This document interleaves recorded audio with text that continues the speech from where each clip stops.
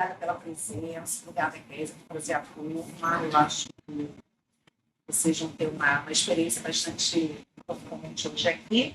Esse evento, ele faz parte de um mini curso que a gente organizou, eu e Thaís, professora Thaís Araújo, que é do LIPRO, né? E o Sérgio Carneiro aqui da Linguística, né? Colega de departamento e de setor da Kézia. Então, esse evento, ele teve o Bruno Curra, que é o nosso convidado. Ele é um grande especialista. Olha, eu arrisco a dizer que no Brasil, o maior especialista em SOCI que nós temos, né?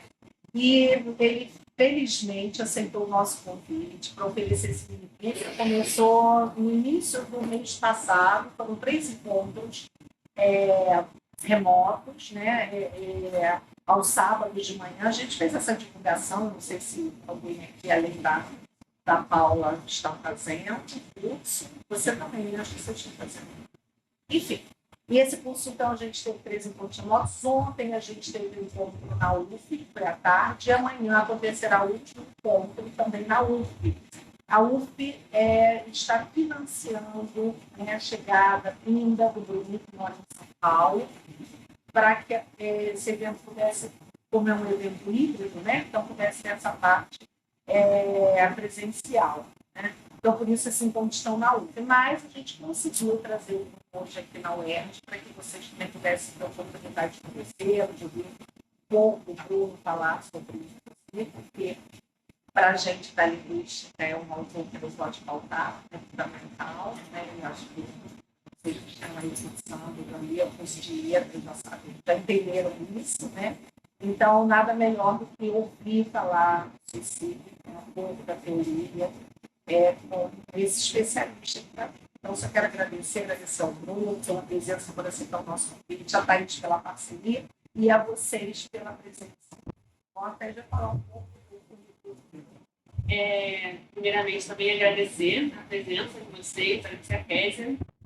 E nos conhecemos há um tempo atrás, não sei se ela lembra, quando fazíamos concurso ainda, antes de entrar na UERJ, fizemos alguns concursos juntos. Então, obrigada, Kézia, por trazer a turma, né? E por possibilitar que os alunos escutem o Bruno, né? Acho que, como a Sete falou, eu concordo, assino embaixo. O Bruno, para mim, é um dos maiores especialistas do Brasil em SOCI. Eu tive o prazer de conhecê-lo durante o doutorado na França.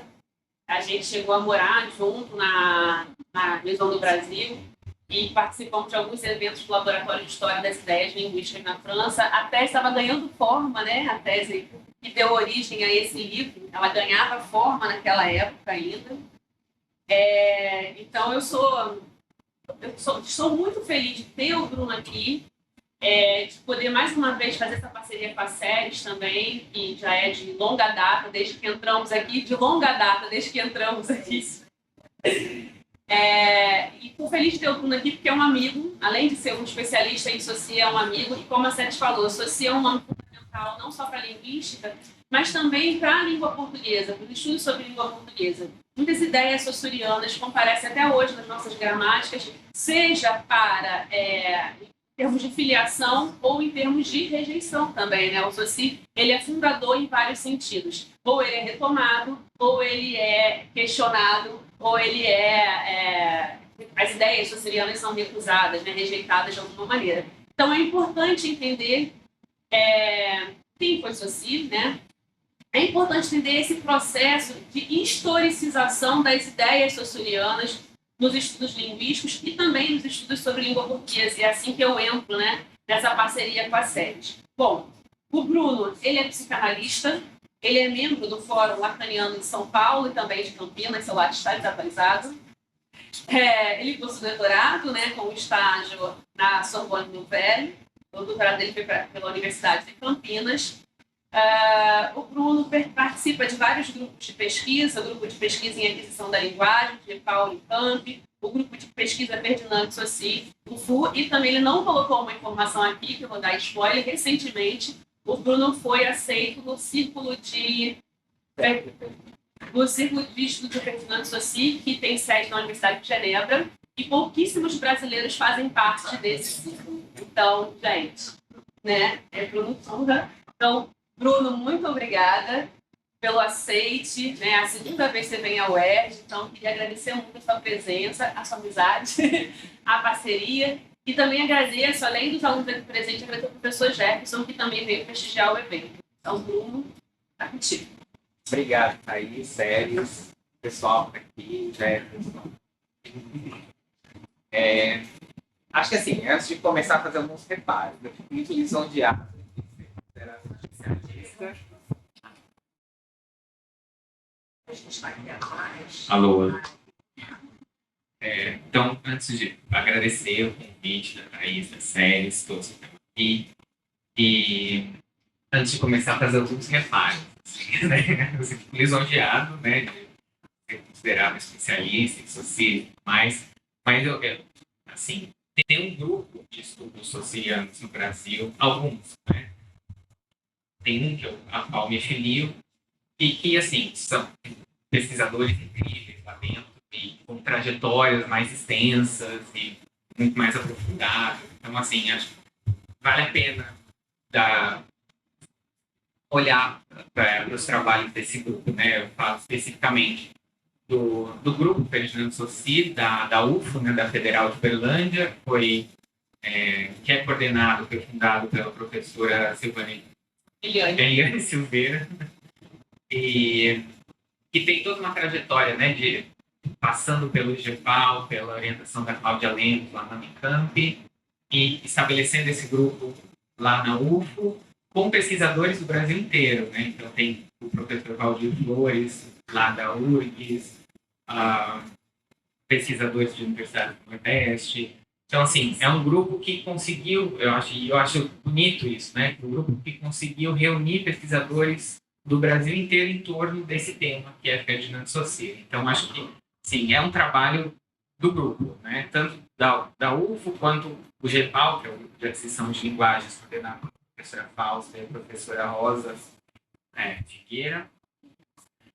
Então, é nesse espaço assim, que eu fiz a minha formação em Ferdinando Saussure, que é recente, né? Que foi, assim, a gente estuda na graduação, eu estudei da mesma forma que imagino que vocês estudam, que é naquela primeira disciplina, rapidinho, 3 capítulos da introdução do curso de Linguística Geral, e só no doutorado, de fato, que eu fui mergulhado em Saussure. Então, tem gente com um percurso muito mais extenso que o meu, muito mais qualificado para falar de Saussure, mas a Thaís é minha amiga, ela me chama. Então, cá estou.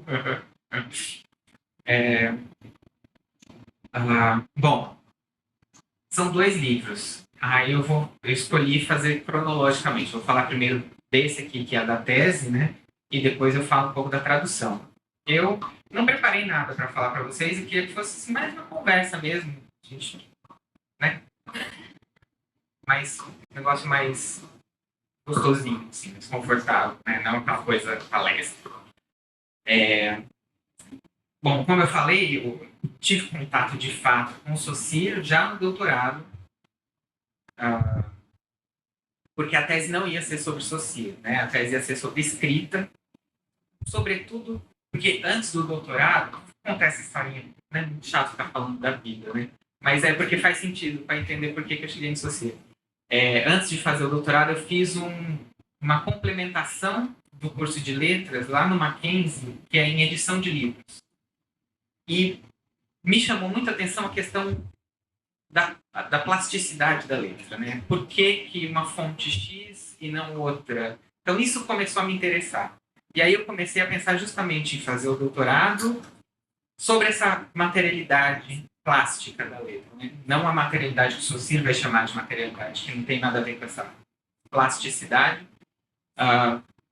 Enfim, propus um projeto lá bem doido pro Lauro aceitou, mas aí conforme... E aí assim, né, aquela ideia de o Saussure está no começo, então vou começar a estudar escrita pelo Saussure. E aí eu fiz uma disciplina com a professora Fausta, lá no Unicamp, e fiquei completamente entusiasmado com Saussure. Acho que até eu prefiro, em vez de falar que eu sou especialista em Saussure, sou entusiasmado com Saussure.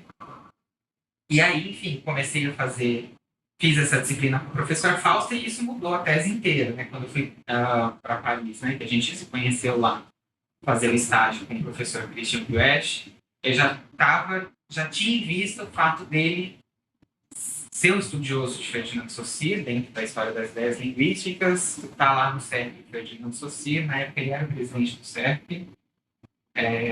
Então, assim, esse direcionamento aconteceu já transcorridas as disciplinas do doutorado. O projeto inicial não era esse.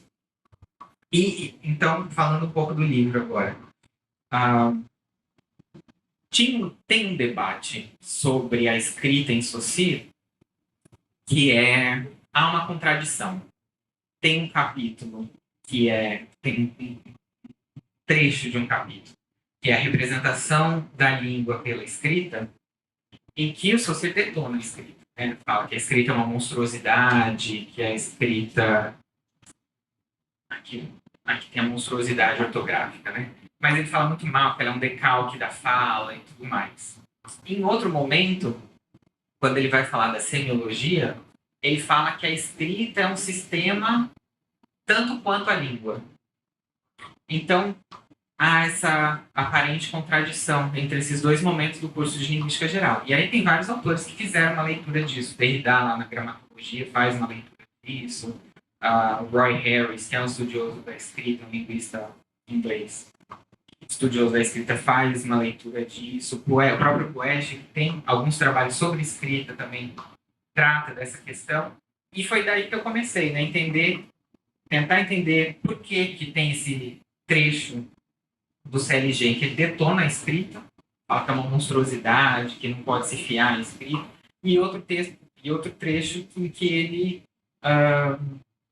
coloca a escrita como um sistema homólogo à língua. Né? Então, não é nem um sistema análogo, parecido. Ele fala, não é análogo, é homólogo. Né? E aí, eu faço toda uma discussão aqui no livro, o que é homologia, o que é analogia, né? Indo pela psicanálise, porque esse é um tema também que concerne a psicanálise. E, assim, para reduzir a história da homologia, eu penso, a homologia são sistemas que compartilham uma estrutura similar. Né? Não é uma analogia no sentido de que apresentam aspectos semelhantes uma e outra, mas a homologia, eles compartilham uma estrutura similar, uma mesma estrutura. E então, o começo da pesquisa foi justamente tentar localizar esses dois trechos. E aí que eu comecei a entender um pouco do que a gente chama de filologia saussuriana. Né? Porque a gente sabe, o curso de Linguística Geral não foi escrito, de fato, pelo Saussure. Né? O curso, aquele livrinho laranja, ele foi uma compilação de 3 cursos que o Saussure deu, né, em 3 anos diferentes. Em 1907, ele dá um curso de 6 meses só, porque o professor Wartheimer, que era o titular da cadeira, fica doente, se afasta, o Saussure assume o curso, então o primeiro curso é só metade do curso. Aí ele dá o segundo curso, o terceiro curso, e aí depois do terceiro curso ele estava preparando já o quarto, só que daí o Saussure fica doente, se afasta, e aí não volta mais para dar os cursos. Então, tem esse primeiro movimento, né, de escrita do CLG. O CLG foi escrito a partir dos cadernos dos alunos que assistiram a esses cursos. Então, e tem essa ideia, isso que a gente ouve, né, que é uma imprecisão, falar que 2 alunos de Saussure que construíram o CLG. O Bailly e o Séché, eles não foram alunos de Saussure durante os cursos. Eles fizeram aulas com Saussure quando Saussure estava dando aula na França, em Paris. Mas na Universidade de Genebra, tanto Bailly quanto Séché já eram professores de Genebra. E não assistiram os cursos de Saussure. O que eles fizeram?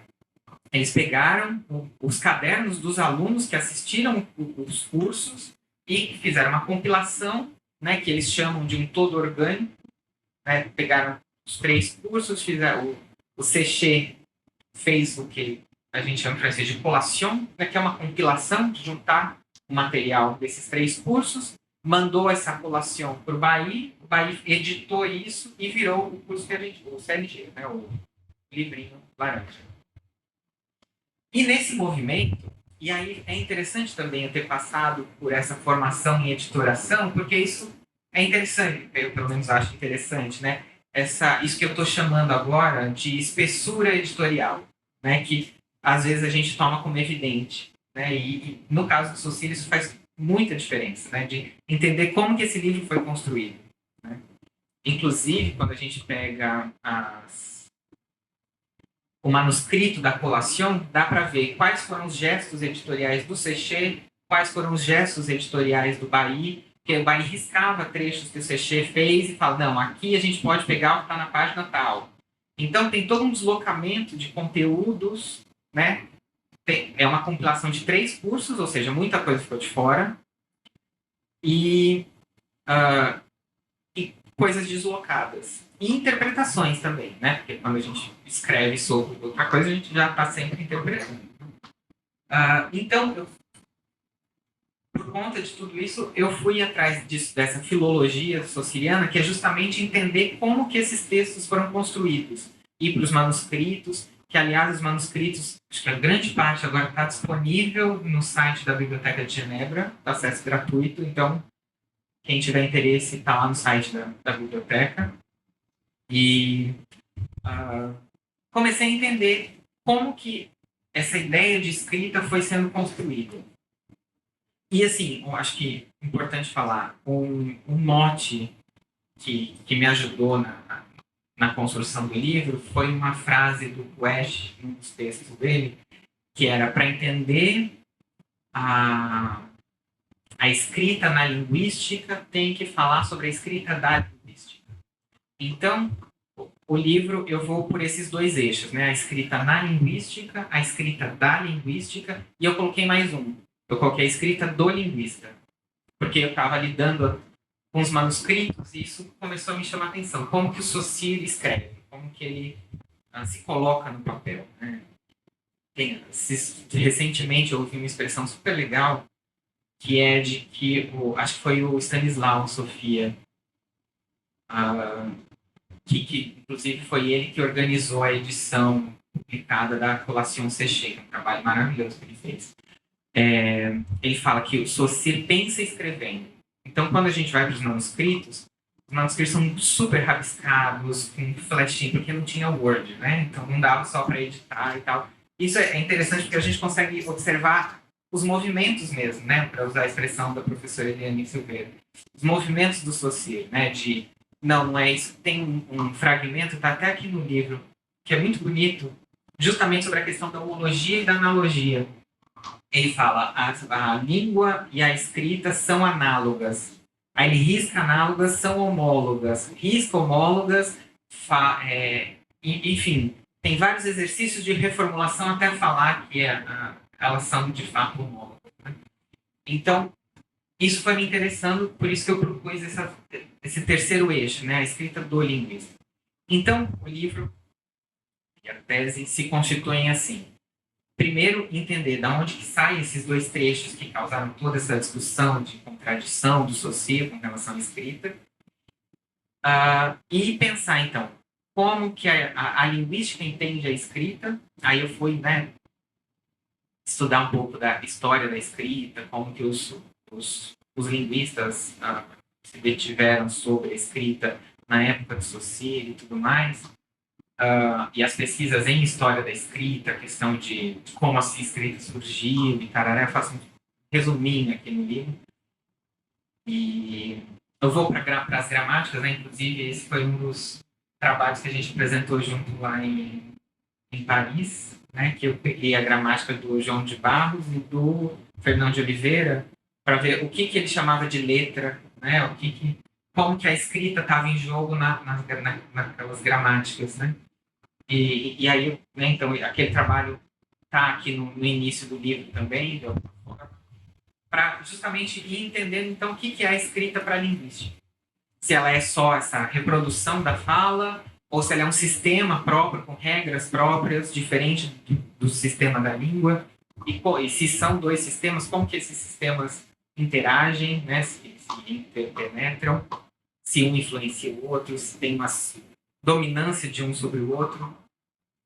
E aí, enfim, nesse trabalho filológico, é interessante perceber que essa parte em que o Saussure está falando da monstruosidade da escrita, isso está lá no primeiro curso e um pouquinho e também no segundo. Quando ele está justamente, e aí faz sentido o que ele está dizendo, né? E por isso eu não entendo tanto como uma contradição do CLG. Ficou contraditório quando a gente lê o CLG por si, né? Mas quando a gente vê ali a sequência dos cursos, faz sentido.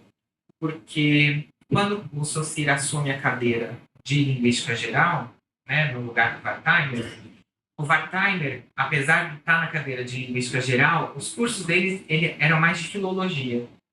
E a filologia trata substancialmente com a escrita. E o Saussure, tendo feito a formação dele lá em Leipzig, com os neogramáticos, vindo de toda a discussão da gramática comparada, vinha da discussão da gramática comparada, que tinha a escrita como base, mas os neogramáticos já estavam indo em direção à fala, à oralidade. O Saussure, logo na primeira aula do curso, ele fala: o signo, o objeto da língua é a língua falada, não é a língua escrita. E aí ele faz todo um movimento para mostrar por que o objeto da linguística tinha que ser a língua falada e não a escrita. E aí sim que ele fala da monstruosidade da escrita se considerada como um decalque da língua. Então, por isso que o linguista não poderia se fiar à escrita para falar da língua. E aí esse trecho, então, é deslocado, né, dessa sequência e colocado lá naquele lugar do CLG, falando, e fica de fato estranho, né? Porque daí o Saussure está pensando na língua como uma representação da escrita, e justamente questionando isso. Não dá para tomar a escrita como representação, porque ela falseia a oralidade. E aí, só que isso é um jeito de chegar na escrita. E o percurso que eu fiz na leitura de Saussure, eu vi 3 momentos, né, que deu título para a tese do livro, né, do saber fazer com a escrita. Né, esse saber fazer eu trago deslocado da psicanálise, porque Saussure não teoriza explicitamente sobre a escrita como ele faz com o significante, com o signo e tudo mais. Ele vai dando um jeito. Quando ele encontra a escrita, ele faz alguma coisa com ela. Por isso que esse saber fazer com a escrita, essa coisa de se virar com a escrita quando ela aparece. Então tem esse primeiro momento que ele precisa tirar a escrita de campo para chegar no que ele propunha como objeto da linguística, que é a língua falada. Mas aí tem uma outra questão que aparece, porque justamente nessa época a fonologia, a fonética e a fonologia estavam se desenvolvendo fortemente. Né? Os aparelhos de gravação tinham acabado de ser inventados, então pela primeira vez era possível gravar a fala e ter a fala gravada como objeto de estudo. Não precisava se fiar um registro escrito para chegar na oralidade. Né? Agora tinha como se chegar na oralidade a partir desse outro recurso novo. E aí, é dessa época, né, um pouquinho antes dos cursos, no final do século XIX, enquanto Saussure estava em Paris, a formulação do alfabeto fonético. Que aí já é um outro jeito de conceber a escrita. Não é mais a escrita que eu chamo no livro de escrita ordinária, essa que a gente usa para escrever, para anotar, mas é uma escrita científica, né? É uma escrita que de som a som, né? De fonema por fonema. Porque o que o Saussure fala, isso eu acho muito interessante, é que a escrita, que eu estou chamando aqui de ordinária, ela é... A leitura é ideográfica. Porque quando a gente lê, a gente não lê letra por letra. A gente faz uma apreensão da imagem da palavra, como se fosse um ideograma.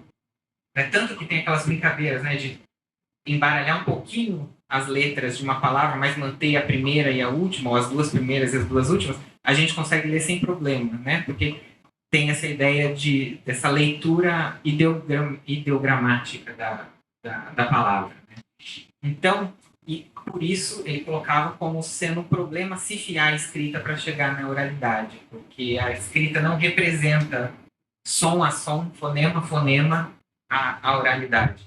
Então tem essa escrita ordinária que tira do campo da linguística, fala isso não é o objeto da linguística, mas ele usa a escrita de outra forma, que é justamente para escrever os sons da língua.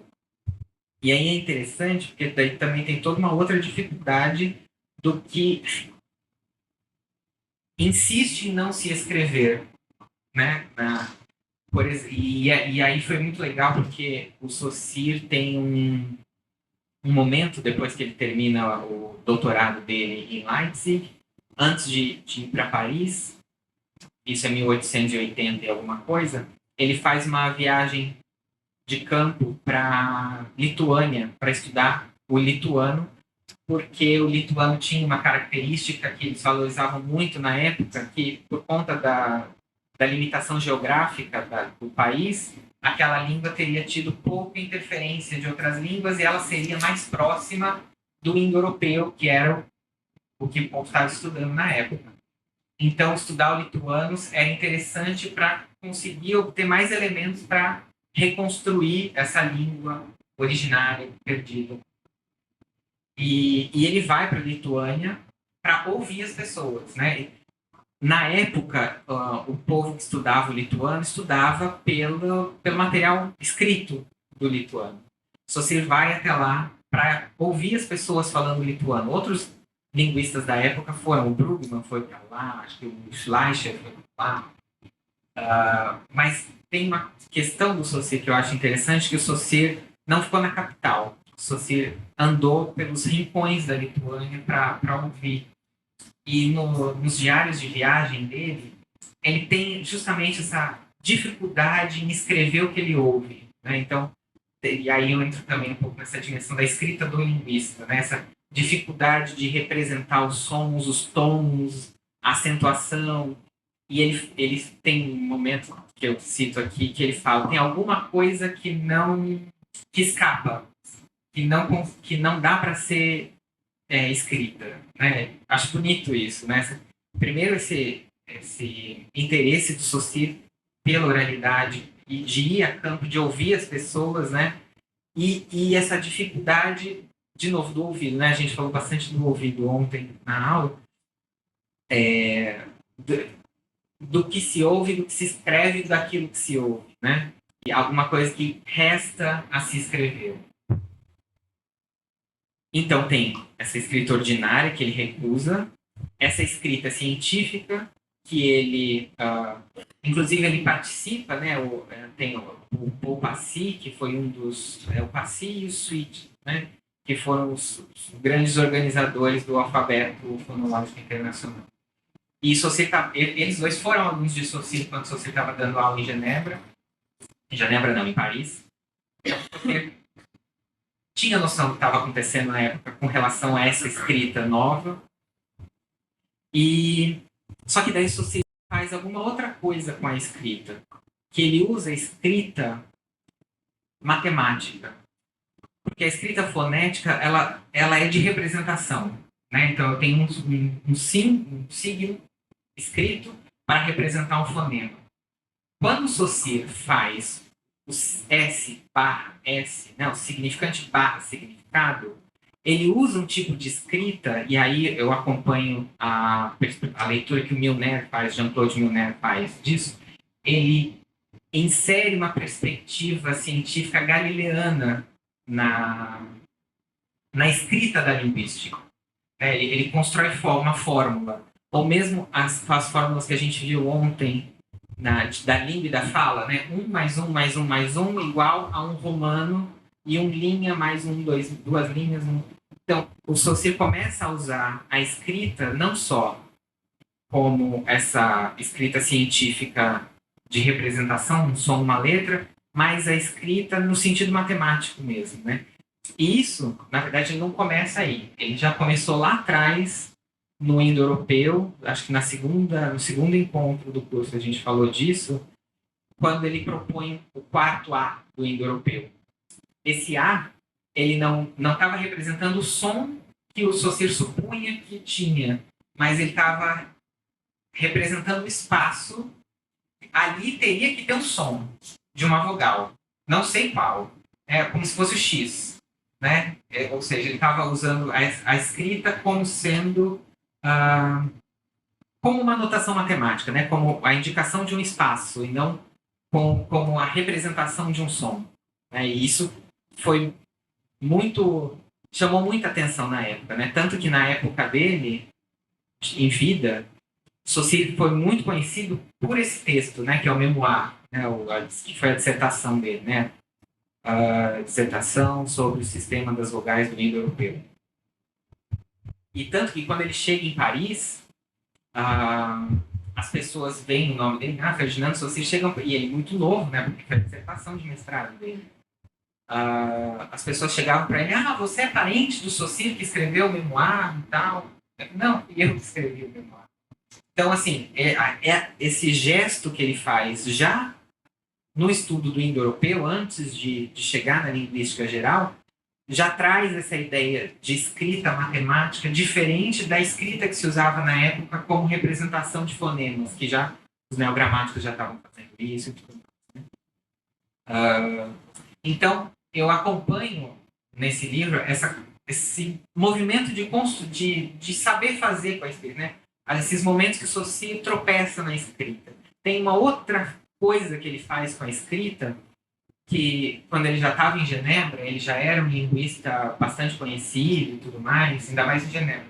Saussure era um aristocrata, a família dele era super famosa de Genebra e tal. Então, ele já era famosinho, assim. Para além da fama em linguística, ele era um nome que circulava em Genebra, que é um ovo. Né? E um arqueólogo descobriu algumas inscrições lá na Capadócia, na região da Capadócia, que hoje é Turquia, e chamou o eminente linguista Ferdinand Saussure para tentar interpretar, decifrar aquelas inscrições. E ele faz um texto, o Saussure faz um texto examinando as inscrições. E é muito legal esse texto porque ele fica analisando a perninha da letra. Essa letra tem 3 perninhas, então deve ser um M, mas daqui a barriga está para o lado de cá. Então ele chega nessa minúcia da escrita, na plasticidade da escrita. Então, nisso que a gente discutiu ontem também, né? Que é o que faz com que esse signo, qual que é o elemento diferencial entre esse signo e um outro, né? O que torna ele um signo diferente de outro. Então ele ficou nesse exame da minúcia mesmo. Isso daqui é uma perninha ou é um defeito na rocha? Né? Então ele fica em torno com toda essa elucubração para a escrita, mas sem criar uma sistematicidade para interpretar. Né? Por isso, de novo, essa coisa do saber fazer com a escrita, esses tropeços que ele vai dando com a escrita ao longo do percurso dele. Então, no livro eu faço esse percurso, tento localizar esses encontros do Saussure com a escrita e pensando também como que ele vai escrevendo a linguística, né?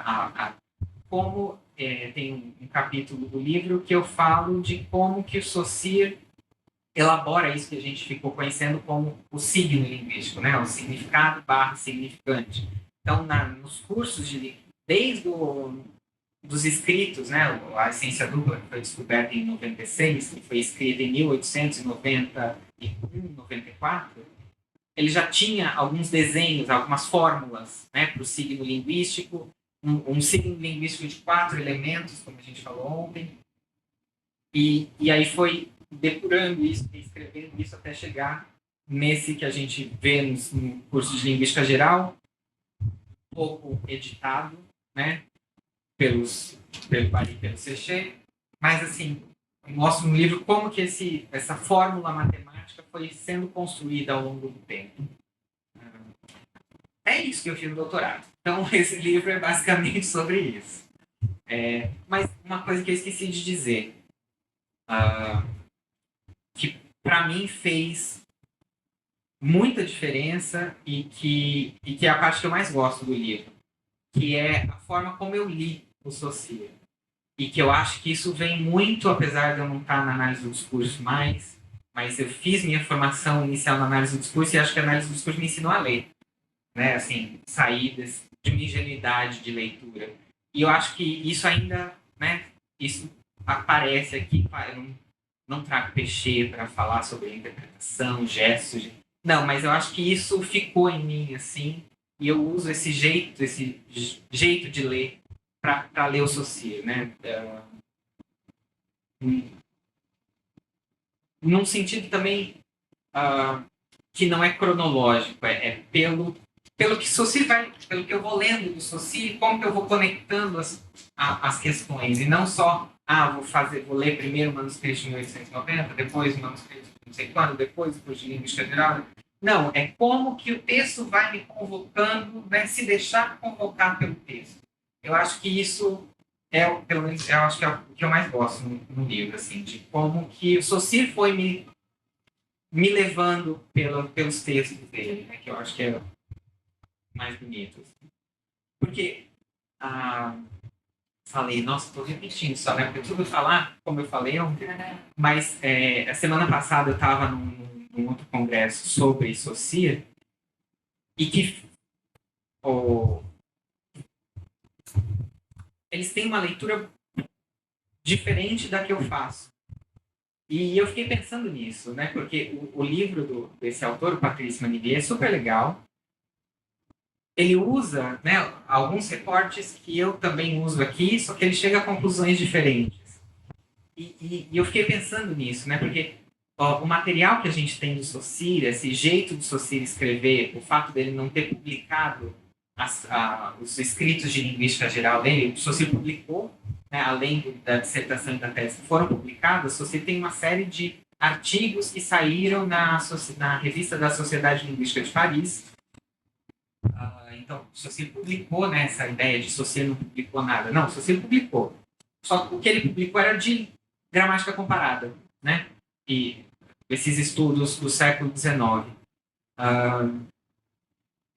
E o que ele não publicou, e que é um material que eu cheguei mais perto, pelo fato de ser essa coisa não visando uma publicação, ser lacunar, ser rabiscada, ela permite diferentes entradas no texto, e eu acho interessante isso, né, de como que cada um que entra no texto faz alguma coisa com ele, faz diferente. Eu acho legal isso. Muito, não gosto muito de, ele leu errado, não sei, para mim não leva a lugar nenhum, né? O que me interessa é o que Saussure te anima para pensar hoje, de novo, né? O que Saussure te ajuda para pensar hoje as questões da língua, né? E não, Saussure quis dizer isso e não aquilo, você tá... Sei lá, não me interessa muito essa discussão. Eu gosto mais de, Saussure falou esse monte de coisa, isso daqui me interessa para pensar essa coisa, né? Enfim, é isso que eu ia falar. Mas as perguntas ou conversas, vamos conversar ou já passa para o outro e depois a gente conversa tudo? Eu queria, uma pergunta que você queria que você contasse para comentar aqui, que eu não sabia, isso mudou muito a minha concepção a respeito do curso de linguística geral, que é sobre a prática, o arquivamento dos cadernos dos alunos. Sim, isso é legal. Porque tem uma carta que o Saussure escreve para o Meillet, professor lá de Paris e tal, que foi aluno do Saussure quando o Saussure estava dando aula em Paris e depois se tornou amigo do Saussure. E aí tem uma carta que o Saussure fala, tô de saco cheio dessa linguística porque os conceitos são muito desorganizados e para eu conseguir fazer uma pesquisa em linguística eu teria que parar essa pesquisa para arrumar os conceitos da linguística para depois voltar. Então, para isso, eu vou precisar escrever um livro de linguística geral. A minha revelia é uma cara toda dramática, né? A minha revelia... Só que daí o Saussure acaba não escrevendo esse livro. Tem alguns rabiscos do Saussure, alguns manuscritos, que é preparação para um livro de linguística geral e tal, mas esse livro nunca aconteceu. Mas tem uma hipótese do professor Daniele Numbarara, lá da Universidade da Calábria, que eu acho super interessante, que é isso que a série comentou, que, de alguma forma, o Saussure escreveu esse livro via cadernos dos alunos, porque era uma prática na Universidade de Genebra, não sei se ainda é, mas naquela época era uma prática difundida, de que os cadernos dos melhores alunos eram arquivados na biblioteca, como registro do curso. E quando a gente vai para alguns cadernos, a gente vê um movimento de edição do Saussure nos cadernos dos alunos. Né? Então, ele diz alguma coisa e fala, não, vamos inverter isso, vamos colocar primeiro isso daqui, depois tal coisa. Não escreve desse jeito, escreve de tal outro. Então, tem uma edição que o Saussure faz nos cadernos dos alunos. O próprio terceiro curso, ele tinha uma programação, né, que o Saussure ia falar das línguas. Ele fazia toda uma... ele falou, né? Ele teve essa primeira parte do curso, que ele falava de tudo, das diferentes línguas, do indo-europeu e tudo mais. Depois, a segunda parte do curso era a língua, que é o núcleo duro do que virou o CLG. E depois teve uma terceira parte, que seria sobre a fala. Só que quando ele terminou a segunda parte, a língua, teve as férias, e aí quando voltou ele falou, não, vou refazer isso. E aí ele reorganizou os capítulos que ele tratava como capítulos das aulas e inseriu outras coisas e tudo mais, e aí o curso acabou e não deu tempo dele dar essa terceira parte do curso que era sobre a fala, e aí depois ele ficou doente e perdeu a fala, né, e não voltou mais. Mas isso, né, tem esse gesto de edição do próprio Saussure em relação aos cadernos dos alunos, e a suposição a hipótese do professor Daniel Gambarara é de que, justamente, ele sabia que esses cadernos iam ficar arquivados na Biblioteca de Genebra, então seria uma forma de publicar esse livro de linguística geral. Né? Não sei se foi um ato consciente dele, mas houve esse gesto de edição dos cadernos dos alunos e de arquivamento na biblioteca. E é interessante isso, né, dele perder a fala, que ele teve arteriosclerose, né, que causa enrijecimento e tal, e aí ele não conseguia mais. O terceiro curso ele terminou já com alguma dificuldade, aí ele se afastou, ele foi, né, porque ele tinha um palacete lá em Genebra e tinha o castelo da família em Voufflan, que é uns 50 minutos de Genebra. Daí ele foi para o castelo da família e nunca mais voltou. Assim, ele ficou 3 anos lá. Esses lugares são abertos à visitação? Não. Ou, se eu não me engano, o castelo de Voufflan foi vendido. Já nem é mais da família. Mas o palacete lá é deles ainda, tem uma placa lá da Saussure e tudo mais. Só passa. E...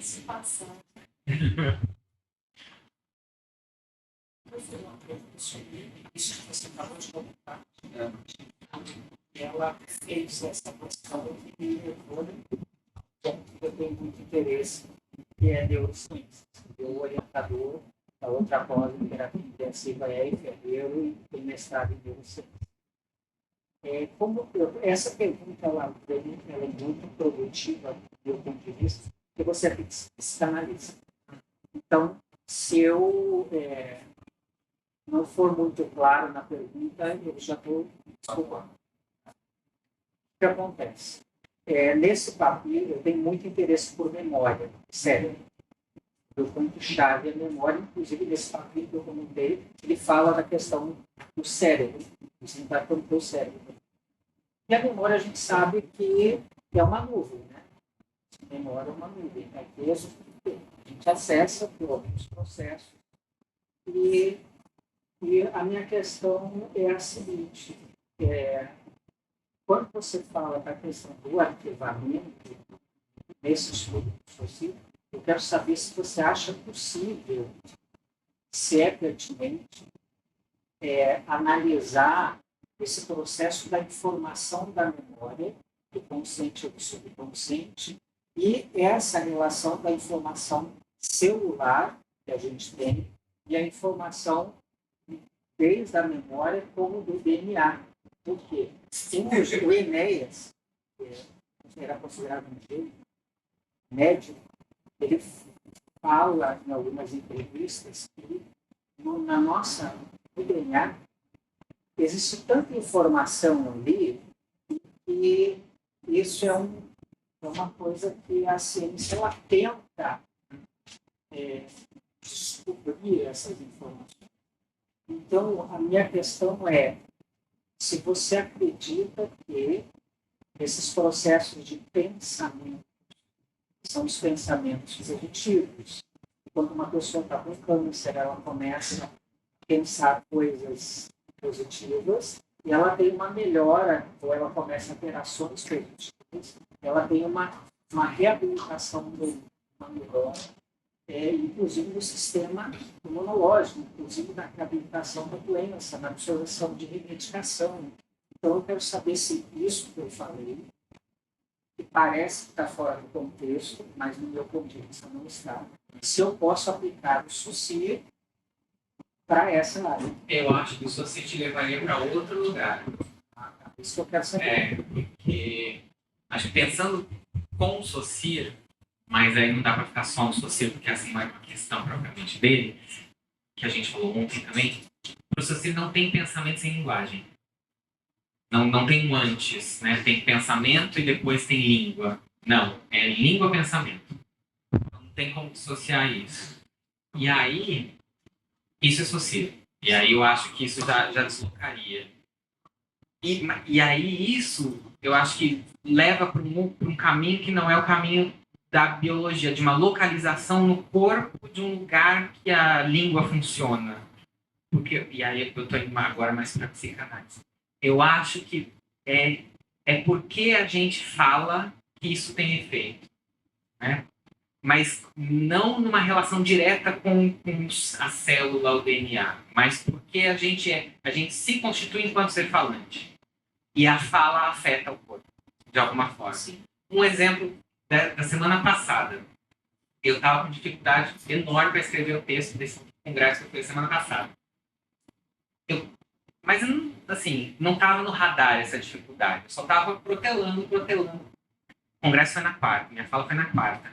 Na quinta-feira anterior, eu comecei a ficar com uma coceira no corpo. Então, começou na perna, assim, comecei a vixe, tem pernilongo aqui. Eu estava num espaço assistindo uma apresentação. Nossa, tem pernilongo aqui. Nos dias seguintes, eu fiquei com o corpo inteirinho coçando. Aí eu comprei, e eu nunca tive isso, comprei um antialérgico, que eu nunca tinha tomado, eu evito. E aí, nossa, me derrubou, eu só dormia, não conseguia escrever. Eu falei, não, vou ter que parar de tomar o antialérgico para escrever. Aí, na terça-feira, eu parei, fiquei me coçando todo escrevendo. Eu terminei de escrever o texto, a coceira parou. Então, tem uma relação da linguagem com o corpo, mas que eu não acho que ela seja... que tenha uma localização biológica. E aí eu estou pensando lá no Freud com as histéricas dele. Né? É alguma coisa da palavra que encarna no corpo, mas não numa relação assim, o DNA e tal. Eu acho que é outra relação, mas enfim. Esse é um papo que vai longe para o outro lado. Não sei se alguém tem mais alguma questão sobre o primeiro livro, para ele poder passar a falar do segundo. Não? Então, só queria pedir para você voltar um pouquinho, porque acho que boa parte do público hoje não estava no curso, né? E aí, pela tua fala, você fez um percurso bem interessante quando você fala da tua tese, né? Falando primeiro das condições de produção do livro, né? E desnaturalizando, né, algumas ideias que, por exemplo, o e o Seixê foram alunos do Saussure e elaboraram o livro, né? Falando desse gesto de edição dos dois, mas também do gesto de edição do Saussure. É algo também interessante que eu acho que você trouxe, tudo é muito interessante, né? Estou fazendo algumas pontuações.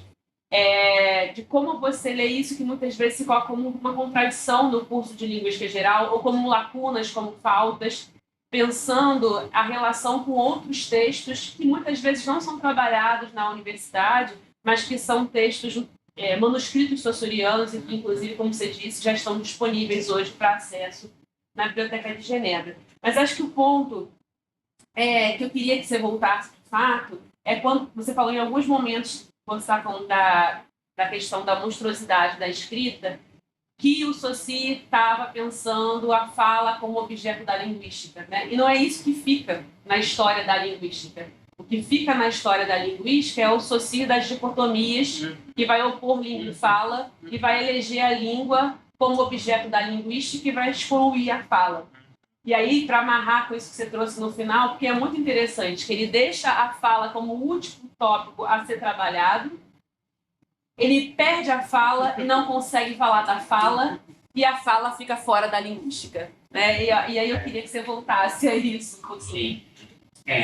Muita gente atribui isso aos editores, né? Porque os editores, de fato, fizeram uma escolha editorial. E eles deixam isso claro no prefácio. Inclusive, recomendo ler o prefácio do CLG, que é muito legal. E muito do preconceito que a gente tem com os editores, eles estragaram o Saussure nunca teria dito isso. Eles explicam por que eles fizeram daquele jeito e não de outro. Tá muito bem explicadinho lá. Essa ideia de construir um todo orgânico, né, de pegar esses diversos cadernos, em vez de publicar os cadernos tais como estavam, a opção deles em fazer isso que eles chamaram de um todo orgânico. E também teve uma escolha, a gente está no final do século XIX, né, ou seja, todo um pensamento positivista, de chegar no... e eles tinham, né, tanto Bahia quanto Seixê, essa ideia de que a grande novidade saussuriana era essa discussão sobre o significante e significado, sobre a teoria do valor e tudo mais. Então, eles pegaram isso, que foi aparecer só lá no terceiro curso, de maneira mais sistematizada, e trouxeram para o começo do livro. E as outras coisas, porque o primeiro curso é praticamente um curso de linguística comparada.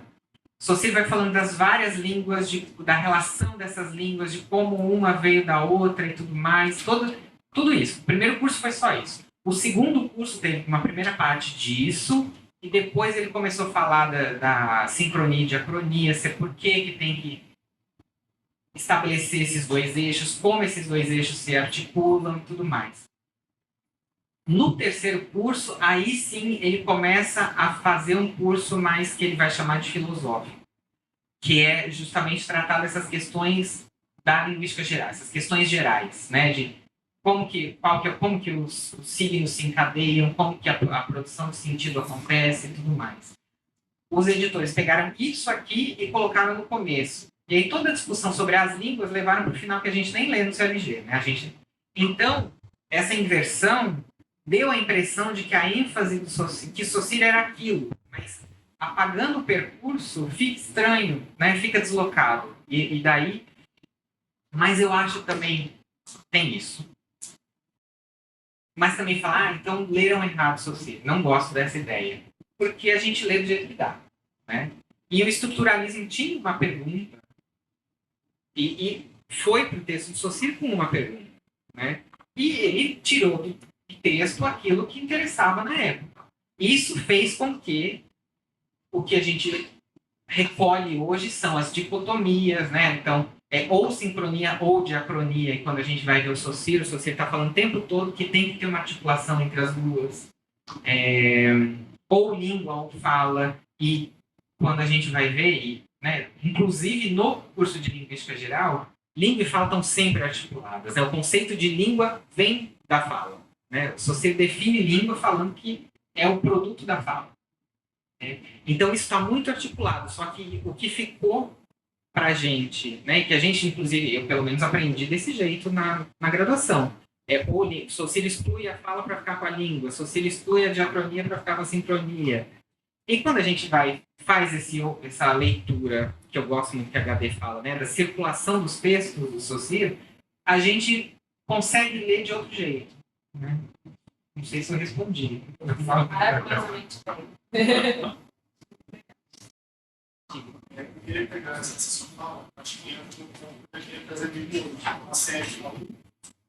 Eu vim aqui, a partir dela mesmo, para trazer essa pergunta que eu trouxe para ela. Ela falou: o Bruno é a pessoa que pode te dizer que ele é um especialista em Saussure.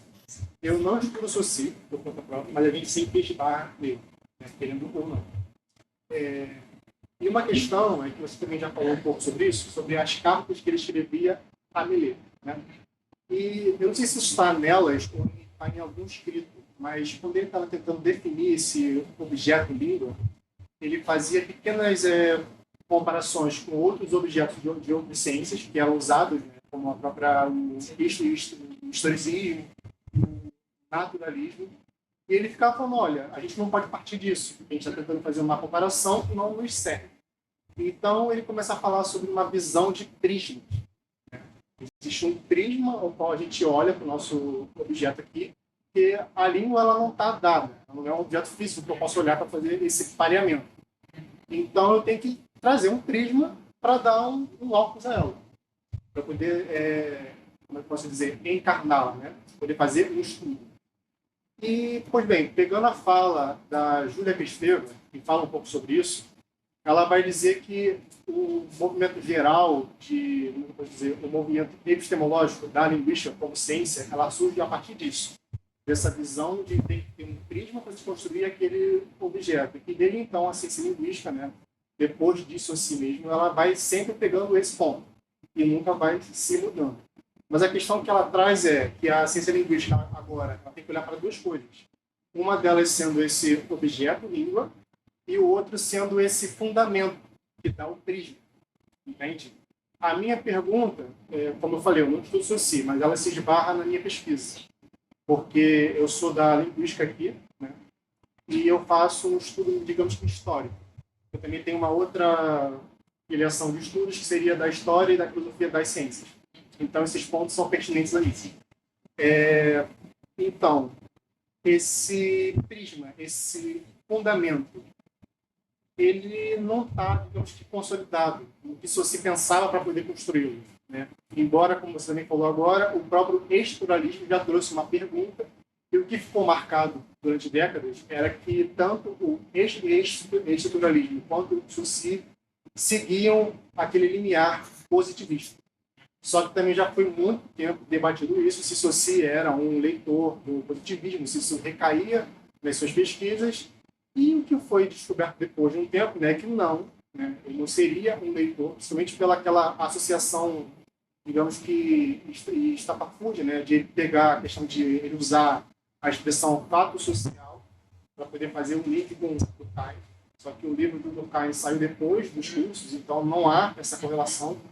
Só que um outro ponto de vista é você trazer um outro autor que se cita várias vezes, que é o Whitney, né? E muitos historiadores da linguística colocam Whitney como sendo um leitor de Comte, né? Um Comte positivista, né?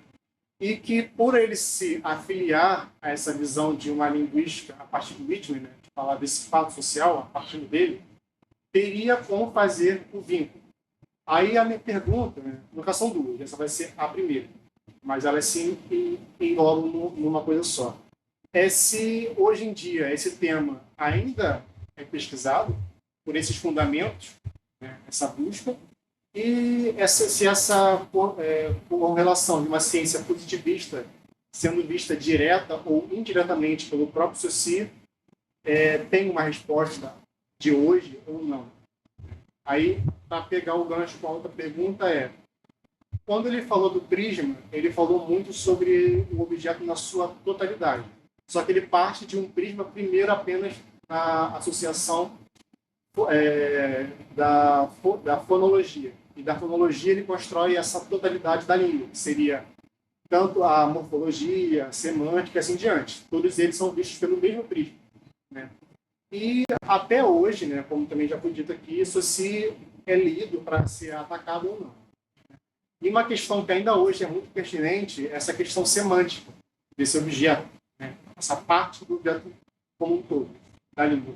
Se ainda nós podemos fazer um uso de uma semântica nos moldes saussurianos, de um signo, de uma dualidade, e deixando para trás, que foi o que ele fez, né, da tríade, do próprio Peirce, né, de você excluir o referente, né, para tentar fazer uma imanência.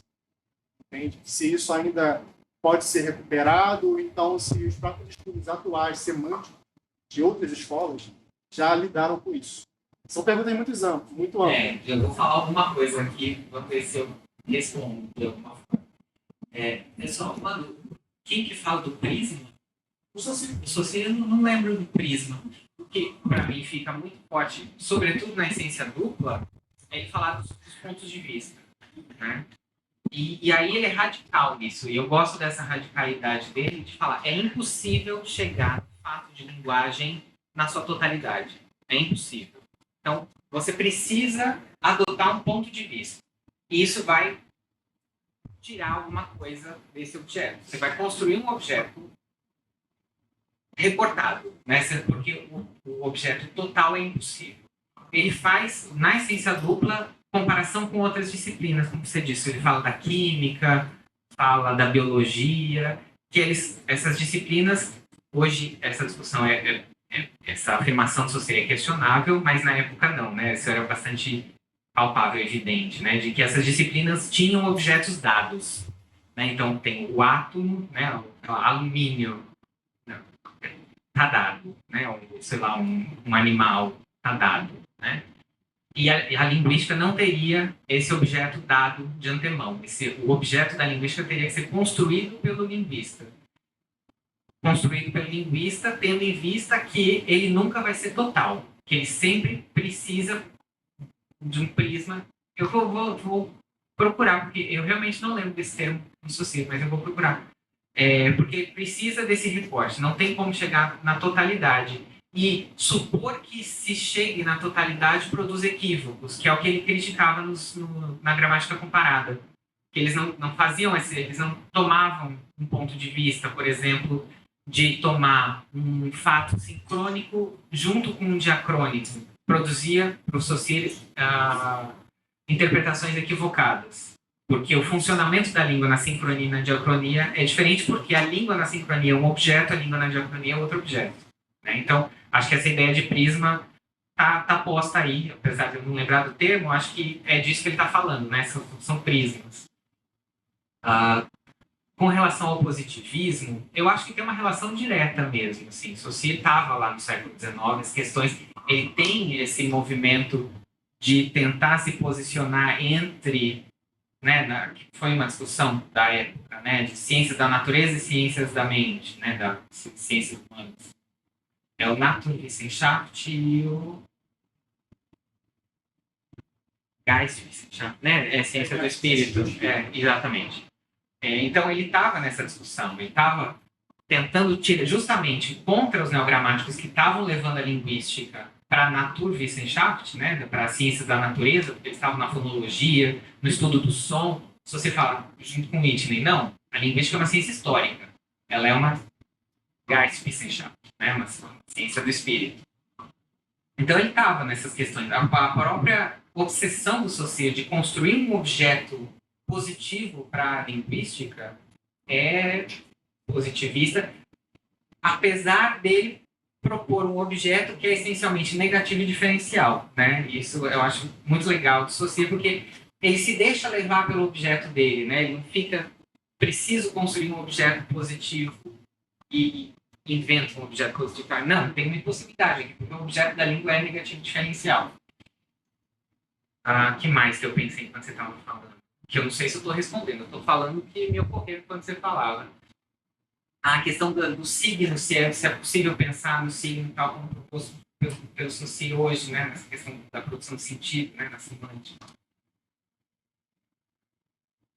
Eu acho que tem a interpretação que se faz do signo saussuriano hoje, que ela vem do estruturalismo, acho difícil, eu pelo menos não gosto, não vejo muita produtividade nela. Mas... E aí eu acho que eu tento dizer alguma coisa disso no livro também, né? Quando eu vou falar da escrita, do signo e tudo mais. Eu gosto mais de entender o signo como um efeito do significante. E dessa forma, eu acho que isso sim é produtivo. Pelo menos para a psicanálise, isso é super produtivo. É o que acontece no consultório todo dia. Porque o sentido não está colado, o significante não está colado no significado. Né? Seria essa ideia que a gente tem do signo saussuriano fechado, como você disse, dual, não foi dual, duplo. Sim, uma dicotomia de significante e significado, né? Mas uma unidade positiva, concreta, né? Colada. Quando a gente vai para os cursos de linguística geral, para os escritos de linguística geral, essa ideia não se sustenta muito. Porque o que você está falando o tempo todo é a questão. O ponto central do Saussure é a teoria do valor. E o que isso muda a ideia de signo? Um signo ele não existe em si. Ele só existe na relação de significantes. Então, é um significante que se articula com outro, que se articula com outro. E nessa articulação, um sentido se produz ali. Então, não tem um sentido polado. Né? O sentido ele sempre vai se dar no encadeamento significante. Então, não tem como falar. E essa ideia de positividade do signo, isso não está no curso de Linguística Geral, mas está nos cadernos dos alunos, né? Que a gente falou disso ontem também. Essa ideia de positividade do signo, ela é mais uma suposição necessária ao sujeito falante do que um fenômeno da língua. O falante precisa achar que o signo é positivo, ou seja, que isso que eu estou dizendo você vai entender, né? Que essa palavra que eu estou dizendo você vai estar colada num significado, que você vai ouvir esse significante e colar com o mesmo significado, eu preciso supor isso para poder dizer. Se eu não suponho isso, para que eu vou falar se você não vai entender nada mesmo, né? Então, o sujeito precisa supor essa positividade para articular. Mas que ela é uma suposição, ela é imaginária, né? O Saussure, nos cadernos dos alunos, ele fala que ela parece positiva, né? O signo parece positivo, não é positivo. Esse é um deslize, vamos dizer assim, dos editores, né? Que os editores lá no curso falam que o signo é positivo, né? O negativo e diferencial é o significante e significado. Mais uma vez, eles juntos, o signo é positivo. O que o Saussure fala negativo e diferencial são significante e significado. O signo parece positivo. Né? E aí eu faço essa leitura de que é uma suposição do sujeito falante. Né? Ou seja, o próprio fato da gente recolher signos e organizar um dicionário é a suposição de que o significante está colado no significado. Mas que isso não acontece na fala. Né? Se supõe na fala. Eu acho que quando a gente pensa a fala como comunicação, é isso que se dá. O significante está colado no significado. Mas o funcionamento da linguagem está para além disso. Tem outra coisa que acontece na articulação significante que está para além do colamento. Né? E que a Thaís deu um exemplo ótimo ontem do aviador. Né? Numa sessão de psicanálise, uma mãe estava falando, tinha toda uma questão do filho que tinha falado que era gay, e ela teve um sonho com um aviador. O filho vestido de aviador. O filho vestido de aviador. E aí o analista devolve para ela o viado que está no aviador. Então ele recorta. Para eu recortar o viado de aviador, eu não posso ter um significado colado. Né? É o deslizamento significante. E aí isso faz colar outra coisa. Não tem um significante puro. Isso eu concordo com o Saussure ainda, que o Saussure vai falar. Não tem só significante ou só significado. Porque assumir isso seria dizer que existe só pensamento sem língua. Não. Significante e significado estão sempre juntos, mas eles não estão colados. Né? E aí eu gosto da leitura que Lacan faz da barra. Ele fala, a barra não é cola, é resistência à significação. Então, existe essa associação, mas essa associação é efêmera. Ela escorrega para outra, escorrega para outra. Língua aviador também. Tem. Então, é isso que é legal, né? Que o Saussure chama muita atenção o tempo todo para o papel da orelha. É a orelha que faz o signo, que corta o significante. É a orelha que pega essa massa sonora, que a gente fala assim, em percussão, né? Pega esse bololô todo e corta em elementos significantes. Então, aviador. Eu posso ouvir aviador, e de fato, a mãe estava passando por um sofrimento por saber que o filho era gay. Então, aviador, viado, tudo isso pode ser recortado e novos signos podem ser produzidos a partir desse recorte. Se eu pressuponho um signo colado, eu não tenho como ouvir isso, porque sempre que eu ouvir aviador, eu vou remeter ao profissional que conduz um avião. Né? Então, e isso, para mim, é um funcionamento que está para além da comunicação. Né? Porque a comunicação pressupõe o sentido. Né? Mas tem um para além do sentido no funcionamento da linguagem. E que eu acho que Por isso que o Saussure pode ser atual, porque o Saussure não estava pensando na comunicação. Né? Os gramáticos, né, os comparatistas, os neogramáticos, não era uma questão para eles. A comunicação, da forma como eu leio os estudos da linguagem, ela veio a ser uma questão a partir do que o Jacobson começou a pesquisar sobre o funcionalismo e tudo mais. Aí ele faz aquele esquema que a gente encontra até em livro didático, né, de emissor, receptor, canal, mensagem e tal. Ali tinha uma preocupação com a comunicação, mas para o Saussure estava mais interessado no funcionamento do que na função, né, a função sendo a comunicação. A função da língua é comunicar. Essa não era a questão do Saussure. A questão do Saussure é como a língua funciona. Né? E aí ele chega nessa formulação do deslizamento significante. Tem um trechinho nos escritos de linguística geral que ele vai falar significação, sentido. Ele elenca várias palavras desse campo semântico, né? Significação, sentido, tarará, valor. Tudo isso é sinônimo, mas eu prefiro a palavra valor. Quando ele fala isso, parece que o significado que aparece lá no signo, ele é esvaziado, ele não tem o mesmo peso que o significante, né? Porque esse significado ele só vai colar ali, ou só vai se associar ali no encadeamento, e não num significante sozinho. Porque não existe significante sozinho, só existe encadeamento. A partir dessa leitura que eu faço do Saussure, eu acho que é ainda muito produtivo pensar Saussure hoje. Bom, pelo menos na psicanálise eu acho que funciona bastante bem. Não sei se eu falei alguma coisa. Se quiser. Porque assim, você falou, isso é pensando que ele não vai fazer a dissociação de pensamento livre. Meu ponto-chave, pelo menos, é bater nisso. Tipo, existe um pensamento anterior ali. Sabe? Você pode, como eu posso dizer, aferir. Só que aí você tem que também sair daquele escopo que ele queria, né? De ter a linguística como uma ciência imanente das demais.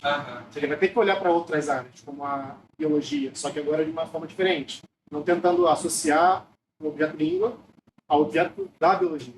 Entende?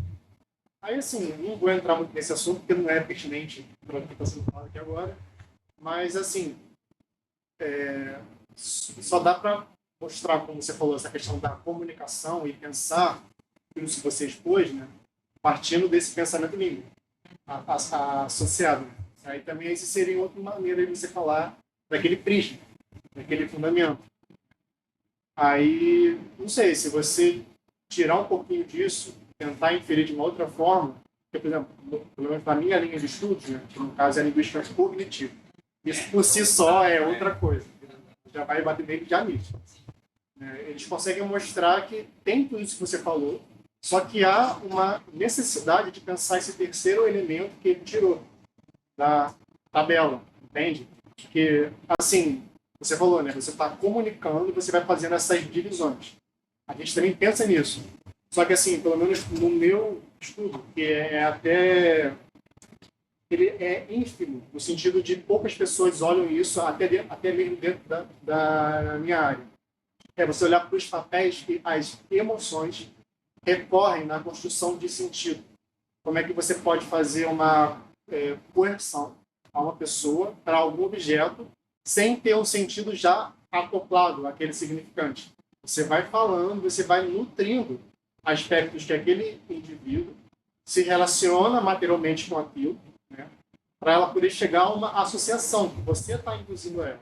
Entende? Então, por isso que eu estou trazendo aqui assim, talvez essa questão de pensamento, língua, totalmente junto, sem ter um terceiro elemento, seja ele uma pré-linguagem, talvez não seja tão uma palavra assim, tão rico hoje, sabe? Para trazer. É o meu ponto de vista, estou tentando te convencer. Exato. Eu acho que não sei se ele quer comentar. Volta, mas pode falar um pouquinho agora da biografia. Já está bem. Por causa da hora, mas assim, ao longo da sua voz você já foi trazendo várias questões da biografia, né? Acho que é mais fora do processo. A biografia foi assim. Thaís me convidou. Thaís e Vanise tinham me convidado para uma fala. era na época da pandemia ainda, né? Que foi online, aí terminou a fala, a gente ficou naquela salinha lá. É, E a Thaís falou, conta aquela fofoca lá do Jacobson com o Socir. E aí eu falei, comentei com a Vanise e falei, isso daí tá na biografia do Socir. Aí a Vanise falou, por que você não traz isso? Aí eu fiquei com isso na cabeça e obedeci. E aí... Porque nunca tinha me passado pela cabeça traduzir. Eu xinguei muito a Vanise.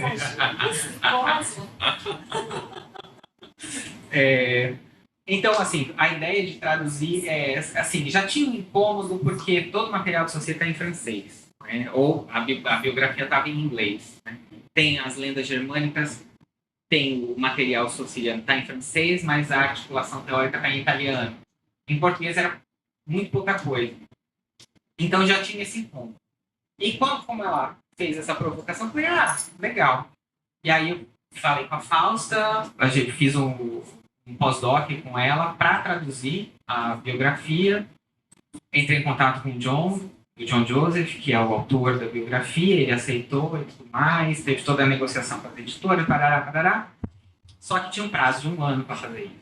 Então, foi intenso, bastante intenso, ainda estou um pouco traumatizado, mas foi muito legal, assim, foi muito legal de traduzir.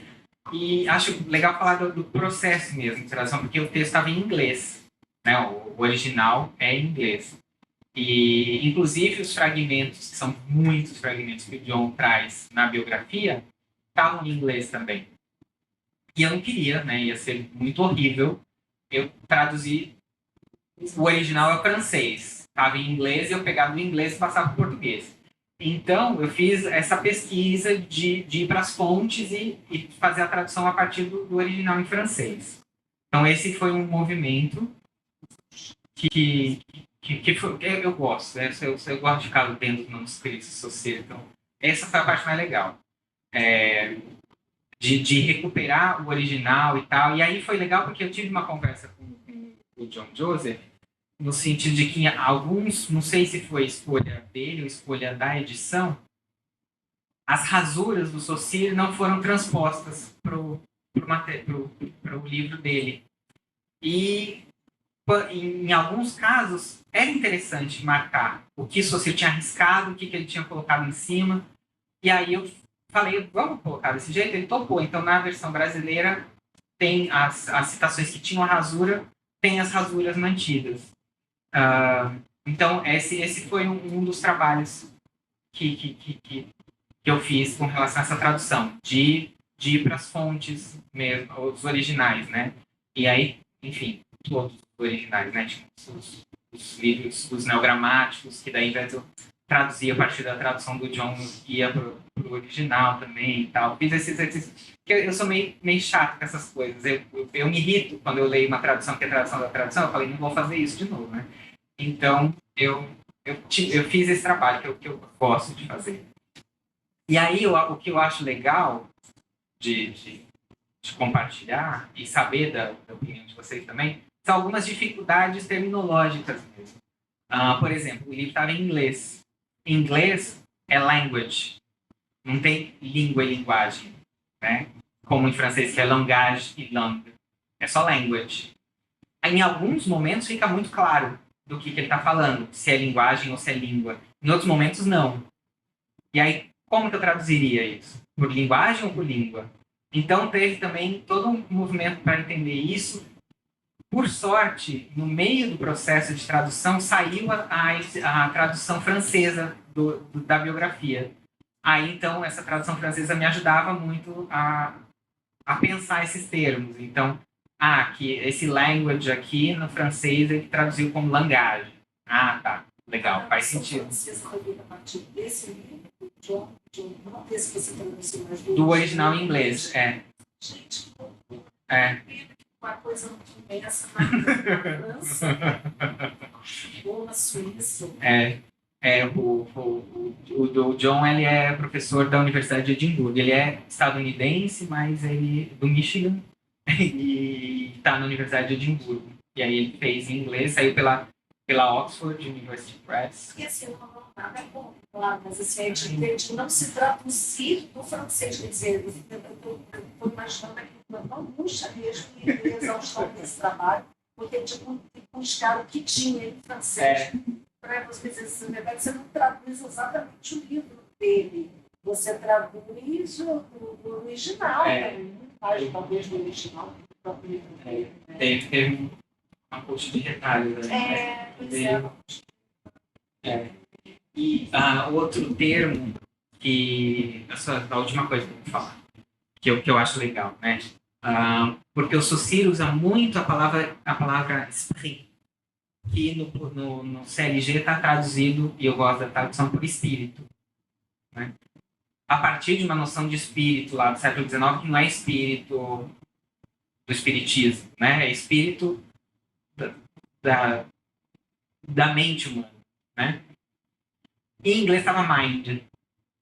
Agora eu não vou colocar mente, porque não sei, não estaria na boca do Saussure mente. E aí então eu optei pelo espírito, né? Por manter espírito, justamente para continuar com esse léxico que foi adotado pelo Salum e pelo Blixen, né? Da primeira tradução do Saussure, que eu, no geral, acho muito interessante. Então eu preferi o espírito à mente, né? E também, para mim, pelo menos, mente faz uma aproximação mais com a questão cognitiva, que eu acho que não era a questão do Saussure. Por isso que espírito me soa mais acertado para o pensamento saussuriano do que mente. E só mais uma, que foi uma escolha que eu fiz diferente do CLG. No CLG, Saussure usa quase na sua totalidade a expressão sujeito falante, sujet parlant, sujeito falante, em francês. No português, e aí eu acho que tem a ver também com o momento em que o texto foi traduzido para o português, o indivíduo ou falante, muitíssimo raramente parece sujeito falante. E por ter toda essa tradição da gente falar que Saussure excluiu o sujeito, na minha tradução, eu optei por colocar sujeito falante, né? Fazer essa tradução mais próxima do sujet parlant do Saussure, para justamente marcar que ele está o tempo todo falando de sujeito, né? Porque algumas vezes no CLG é indivíduo, pessoa, isso meio que dispersa essa ideia de sujeito que é tão marcada no Saussure. Então, essa foi uma escolha minha que se distancia da escolha dos primeiros tradutores, né? Acho que é a única, assim, que eu falei, não, essa daqui eu vou inventar. O léxico, no geral, eu mantive, porque eu acho que não tem nem por que propor outra coisa. Significante, significado, signo, né? Não faria nem sentido traduzir por outra coisa. Então, eu adotei quase que completamente o léxico dos... Isso, boa. Saussure nunca não, mas muitíssimo poucas vezes fala dicotomia. O termo que ele usa é dualidade. Então, aí, de novo, eu respeitei o termo saussuriano, dualidade, dualismo, né? E não dicotomia. Só, claro, se você disse dicotomia em francês, aí coloca, transpõe para o português. Mas isso que a gente sempre entende por dicotomia no Saussure, ele está dizendo dualidade. E aí eu escolhi marcar também essa distinção. Alguém tem questões?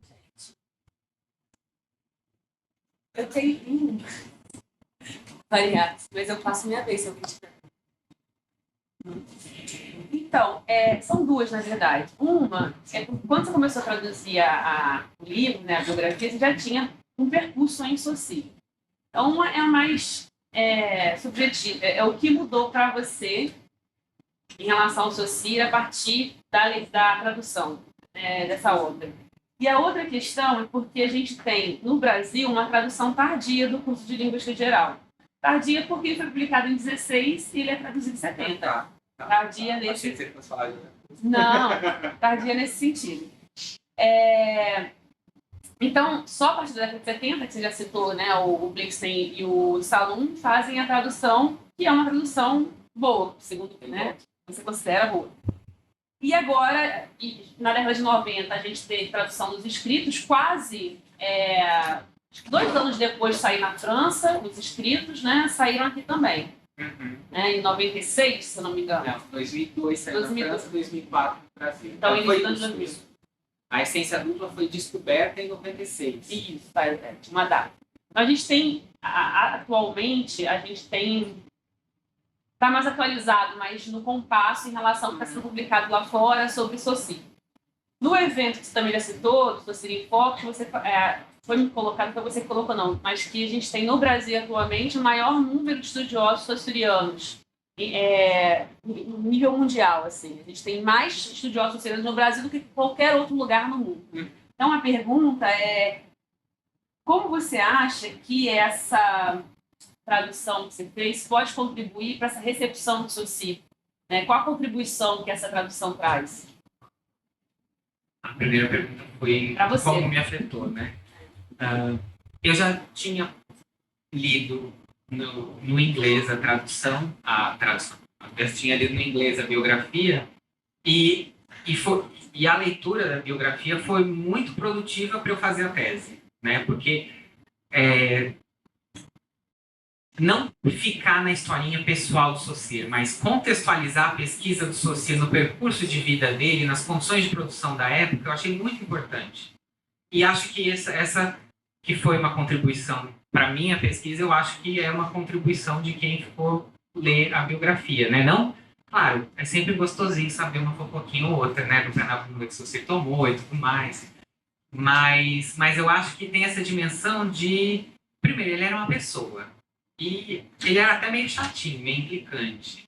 Né? Tirar ele daquele pedestal, o Saussure que criou a linguística e tal. Não, ele era um cara que estudava a língua, genial e tudo mais.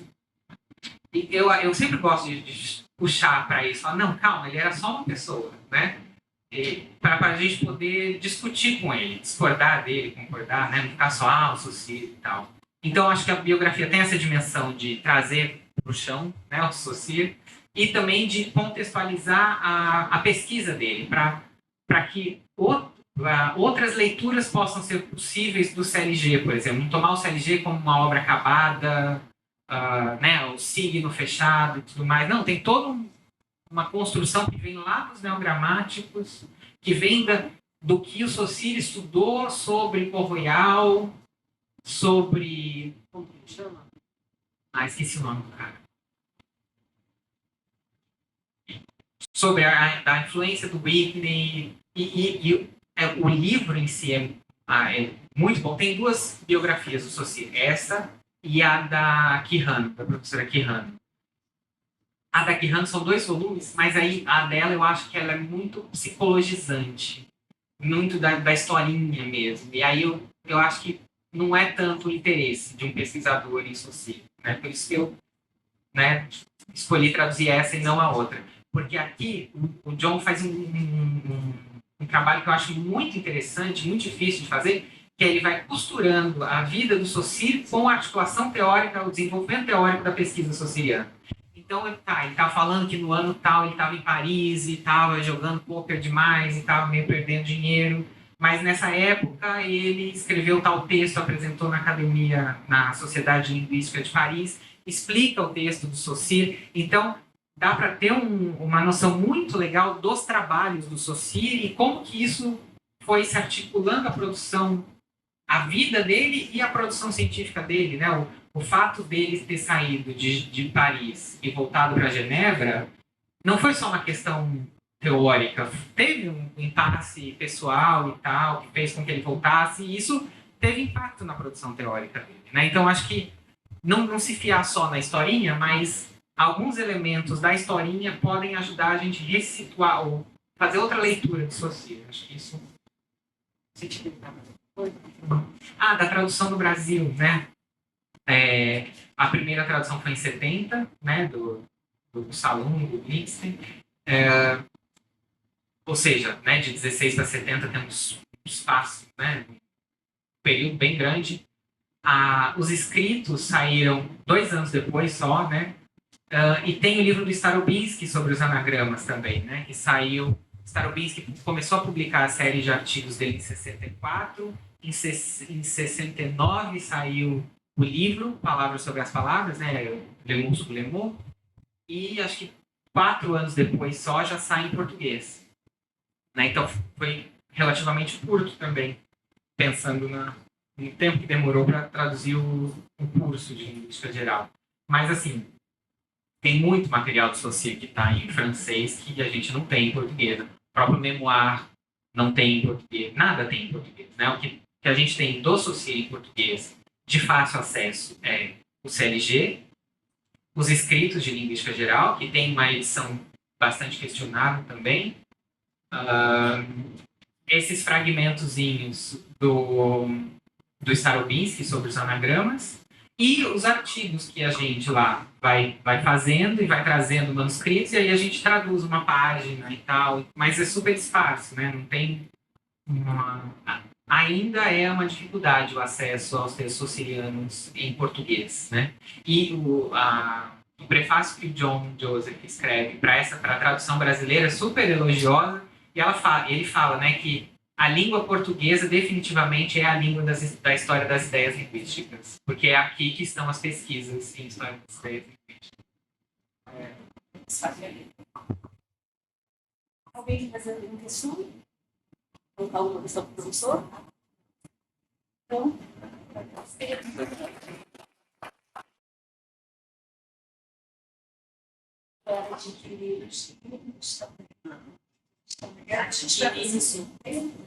e eu acho que a gente pode já tá bom, a gente já tem um. Tem uma lista de presença passando, eu não sei se todos assinaram. Não tá aqui? Ela está em algum lugar, de presença? Passa, por favor, que aí a gente faz o sorteio. Pode passar. Dani, eu vou ter que te mandar o link para você tentar pegar as presenças para fazer o sorteio.